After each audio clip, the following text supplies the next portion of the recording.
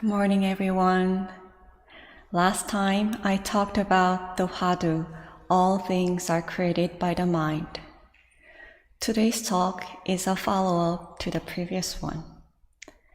One practitioner asked, all things are created by the mind. After we have learned this principle, how should we practice? It's a big question. The founding master answered that question in one sentence. Aren't you curious to know his answer? He said, we keep our minds free from disturbances, delusions, or wrongdoings when facing sensory conditions. His answer sounds too simple and easy, so you may think, is that it? However, as our understanding deepens, we may realize that it truly is the essence of our practice. Being free from disturbances, delusions, or wrongdoings, does it ring any bells? Yes, the first three items of the essential dharmas of daily practice. Today, I'd like to delve into the first one. The mind ground is originally free from disturbance, but disturbances arise in response to sensory conditions. Let us give rise to the absorption, samadhi, of the self-nature by letting go of those disturbances. In the official English translation, it says, the mind ground is originally free from disturbance. In a strict sense, mind ground and mind are not synonyms. They are distinguished as follows. First, what is the mind ground? In each and every one of us, there is this thing, and because we have this thing, emotions and thoughts can arise from it. If there is completely nothing, this body would be nothing but matter. And then how could emotions and thoughts arise? As such, this thing, which we refer to as the self-nature, is the foundation from which different kinds of minds arise. That's why we call it the mind ground. It's like because the ground exists, both crops and weeds can arise. Because we have the mind ground, different kinds of minds can arise. The mind ground is originally free from disturbance. It means that there is no disturbance in the original state of our mind. That's how it's been given to us naturally. Isn't that a blessing? That's the default state of our mind. However, disturbances arise in response to sensory conditions. It means that when we encounter a certain condition, various kinds of feelings or thoughts, including disturbances, can arise. In our self-nature, in the mind ground, lie all the possibilities of different feelings and thoughts arising in response to sensory conditions. Again, that's what our nature is. Then, what should we do when disturbances arise? Let us give rise to the absorption, samadhi, of the self-nature by letting go of those disturbances. What is absorption, samadhi? Absorption means the state of being observed in the self-nature. Samadhi, absorption, is slightly different from concentration in that concentration means there is a subject who is making efforts to concentrate and an object of concentration. Whereas when you're in the state of absorption, samadhi, you're totally absorbed so that the subject and the object become one, and you do not even have an idea that you are concentrating. True absorption, however, is also different from being attached to the object of concentration and forgetting about other things of your responsibility. Absorption without any attachment. That's when our mind is united with our self-nature. That is absorption, samadhi. Absorption, samadhi, breaks up when disturbances arise.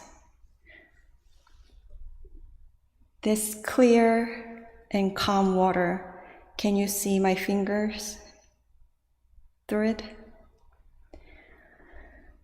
It becomes murky when stirred.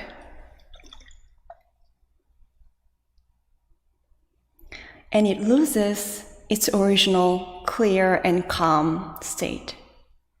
However, because clear and calm state is the original state, when disturbance subsides, the original clear and calm state of water is eventually restored.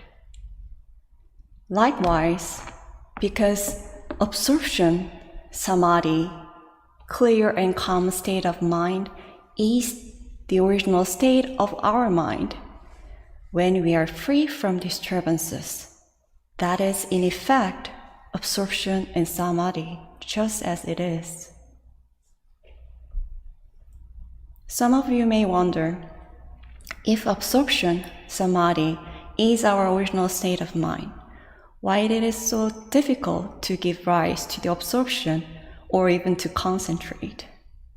I experienced the exact same issue. But well, that just means that that's how much we are disturbed and affected by our attachments and discriminations, such as likes and dislikes. Then how can we give rise to the absorption, samadhi, of the self-nature? Let us give rise to the absorption, samadhi of the self-nature by letting go of those disturbances. We can give rise to the absorption of the self-nature simply by letting go of disturbances. Again, because when we let go of disturbances, that is in effect absorption and samadhi. Then how can we let go of disturbances? The founding master gave us a clear instruction. Each time you are faced with sensory conditions, you must assess and check your mind over and over to see whether or not your mind ground is disturbed. Examining our mind ground to see whether or not it is disturbed is different from just watching the disturbed mind. For example, this is what happens in my mind when I just watch my disturbed mind. Seriously? That's hurtful. And this is not the first time. You hurt me the exact same way before. I'm so furious. I can hurt your feelings too. Examining our mind ground doesn't mean watching this train of egocentric inner speech. The disturbance never ends this way. It only grows. I'm speaking from my own experience. That is the wrong way.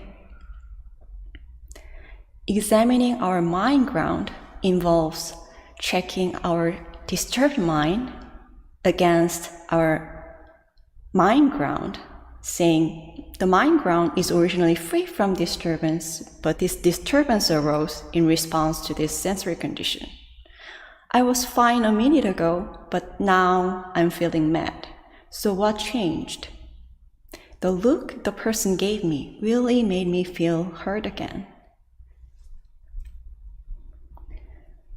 The first thing we need to do is to know and to believe that our mind ground is originally free from disturbance, and that is the original state of our mind.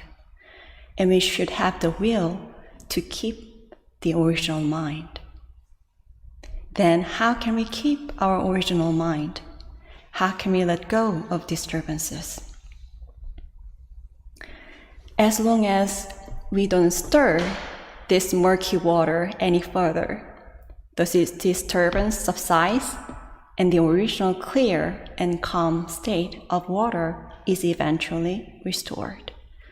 Likewise, as long as we are not moved by the sensory condition anymore, disturbances subside and vanish of themselves, and our original state of mind is restored. How can we remain unmoved, then, amid sensory conditions? We say, stop the mind's functioning. One of the most effective ways of doing it is to stop the train of egocentric inner speech. When we stop the train of inner speech, we can stop creating any more disturbances in our minds. I am talking about absorption, samadhi, but that doesn't mean that I am good at it. Recently, I had spent several weeks experiencing strong disturbance and resentment. Disturbances are just like weeds. When they are small, it's easy to pull them out, but when they grow, it becomes so much more difficult to pull out. When I stop and examine the mind ground right at the moment they are about to arise, I can see, a disturbance is about to arise in response to this sensory condition. Seeing that person doing such a thing, anger is about to arise in my mind. When I was able to do so, the disturbance disappeared right away. The sensory condition didn't bother me at all. It was not difficult to let go of the disturbances when I did it at the right time. However, when I missed the timing and didn't stop the train of egocentric inner speech when it started, the disturbance went on and on for weeks. And I became so furious at times. Even if I knew I had to stop, it was difficult to stop it anymore. Thoughts about what the person did or said to me in the past and how upset I was kept coming back. I tried to find gratitude in the situation, but it didn't work. I was totally disturbed. Then I recalled that I should stop the mind's functioning, stop the train of inner speech, to be unmoved. Then I examined the mind ground. The mind ground is originally free from disturbance, but this disturbance arose in response to this sensory condition.